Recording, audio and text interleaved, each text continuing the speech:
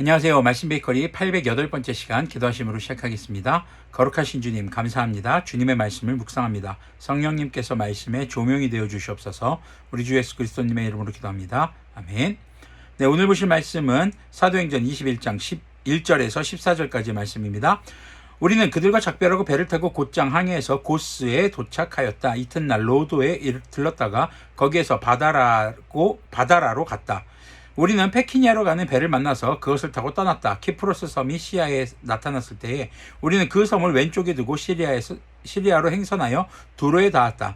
그 배는 거기서 짐을 풀기로 되어 있었다.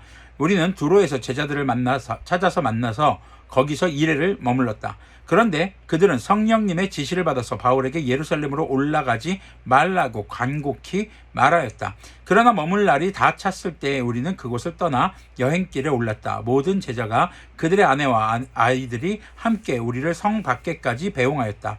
바닷가에서 우리는 무릎을 꿇고 기도를 하고 서로 작별 인사를 나누었다. 그리고 우리는 배를 타고 올랐고 그들은 제각기 집으로 돌아갔다. 자, 누가는 지금 예루살렘으로 돌아가는 여정을 굉장히 좀 상세하게 기술합니다. 그런데 우리가 눈여겨볼 것이 두로에서 이제 예수님의 제자들을 만납니다. 근데 그들이 성령님의 지시를 받아서 바울에게 예루살렘으로 가지 말라고 간곡히 부탁을 합니다. 그러면 여기서 질문을 한번 해볼 수 있습니다. 바울이 예루살렘에 가는 것이 성령님께서 원하시지 않는 것일까? 바울은 성령님의 뜻을 온전히 분별하지 못한 채 예루살렘에 가고자 했던 것일까? 자, 그 다음 내용을 한번 보겠습니다. 우리는 도로에서 출항하여 항해를 끝마치고 돌로마이에 이르렀다. 거기서 우리는 신도들에게 인사하고 그들과 함께 하루를 지냈다.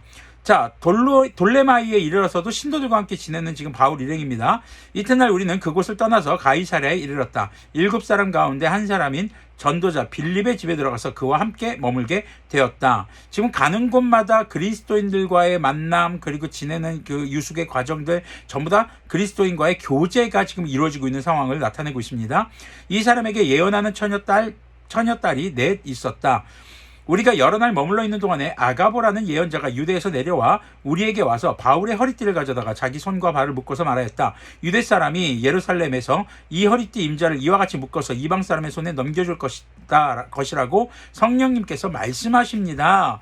자, 지금 이 아가보라고 하는 예언자가 바로 바울이 유대인들에 의해서 잡혀가고 이방인의 손에 넘겨질 것이다 라는 것을 성령님께서 말씀해 주셨다고 얘기합니다. 이 말을 듣고 그곳 사람들과 함께 우리는 바울에게 예루살렘으로 올라가지 말라고 간곡히 만류하였다. 자, 지금 성령님의 지시를 받아서 두로에서도 예루살렘으로 올라가지 말라고 간곡히 부탁했습니다. 자, 이때 우리가 한 번쯤 짚어봐야 될 것이 성령님께서 바울 보고 가지 말라고 하신 것일까? 아니면 바울이 겪을 고난을 보여주신 것일까?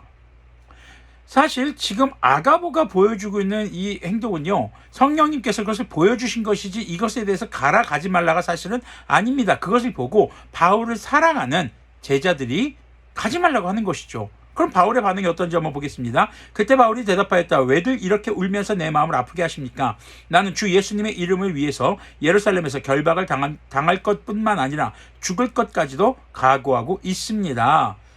자, 바울은 자신이 어떤 일을 겪을지 거의 예측하고 있어요. 죽음도 각오하고 지금 가고 있다라는 것입니다. 자, 그러면은 두 가지 부류로 나눠집니다. 성령님께서는 동일하게 바울과 그리고 또 다른 성도들에게 지금 예루살렘에 가면은 바울이 엄청난 고난을 겪게 되고 생명의 위협까지도 받을 수 있을 것이다 라는 공통적인 사건을 보여주셨습니다. 그런데 그것을 말리는 제자들과 가겠다고 하는 바울이 있습니다. 누가 성령님의 인도하심을 따르는 것일까요?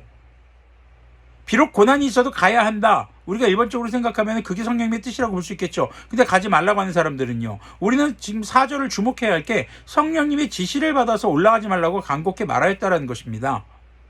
아니, 그럼 성령님은 누구에게는 가지 말라고 말해라. 누구에게는 난 가겠다고 말해라. 이렇게 지금 두 가지 의견을 동시에 해주시는 분이실까요? 우리가 여기서 보아야 할 것이 14절입니다. 바울이 우리의 만류를 받아들이지 않으므로 우리는 주님의 뜻이 이루어지기를 빕니다 하고는 더 이상 더 말하지 않았다. 바울의 뜻이 이루어지는 것도 아니고 그리고 그것을 예루살렘으로 가는 바울을 말리는 제자들 뜻이 이루어지는 것도 아니고 주님의 뜻이 이루어지기를 바라는 것, 그것이 성령님의 충만한 삶의 모습이라는 것입니다. 자, 그렇다면은 왜 이렇게 다른 반응이 나타났을까요? 사랑하니까요. 바울을 사랑하니까 바울이 겪는 고난을 말리고 싶은 겁니다.